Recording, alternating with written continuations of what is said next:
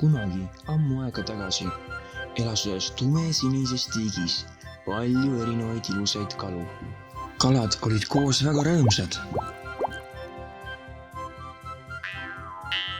Vabal ajal mängisid nad koos härra krabiga võrkpalli ja peitust erinevate korallide ja merekarpide vahel.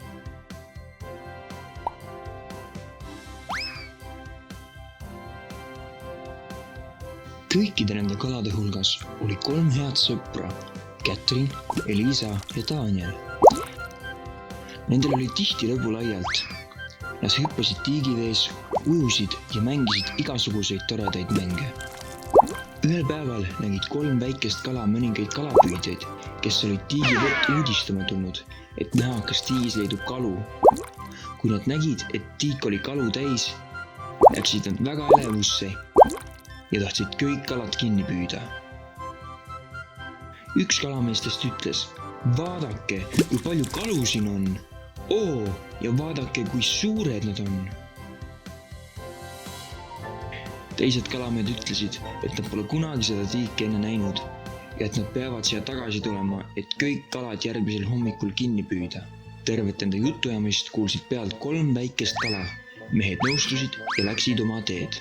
3 väikest kala läksid rutates tiigi keskele, kutsusid kõik kalad kokku, et nad saaksid rääkida, mida nad kuulnud olid. Esimene kala Catherine oli kõige arukam kala. Ta rääkis kõigile, kui elevuses olid kalamehed kõiki neid kalu nähes ja et nad tahtsid hommikul tagasi tulla ja kõik kalad kinni püüda. Kas te tahate elada või tahate, et teid kinni püütaks? Kalad hüüdsid. Me tahame elada! Catherine ütles, et siis peavad nad liikuma homme hommikul kuhugile turvalisemasse tiiki. Teine kala, nimega Elisa, nõustus Catherine'iga ja liikus koos temaga kaasa. Aga 3. kala, Daniel, tema ei nõustunud teistega. Ta naeris ja andis teada, et kalad käituvad nagu argpüksid. Ta ütles, tiik on meie kodu.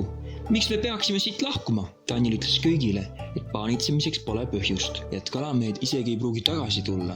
Kalad hakkasid ennast jaotama. Mõned kalad nõustusid ja liikusid koos Catherine'i ja Elisaga, samal ajal kui teised liikusid Danieliga koos teises suunas. Järgmisel vara hommikul tulid kalamehed tagasi, seekord aga oma võrkudega.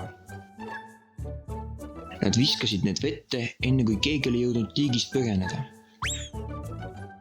Paljud kalad jäid võrku kinni, kaasa arvatud ka Catherine ja Elisa. Daniel nägi seda ja tõttas kiiresti alles jäänud kalade juurde. Danielil oli hea plaan ja ütles, et keegi ei pea muretsema. Tal oli plaan kõik kalad uuesti võrkudest vabadusse päästa. Kõik kalad kogunesid ümber võrgu ja hoidsid tugevasti võrku oma hammastega kinni.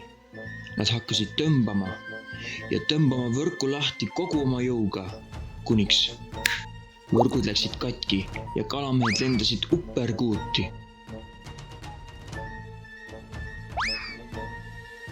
Kõik kalad tungisid tagasi tiiki ja lõpuks olid uuesti vabaduses. Nad ujusid rõõmsalt võrgust välja. Catherine, Elisa ja Daniel olid lõpuks uuesti turvaliselt koos.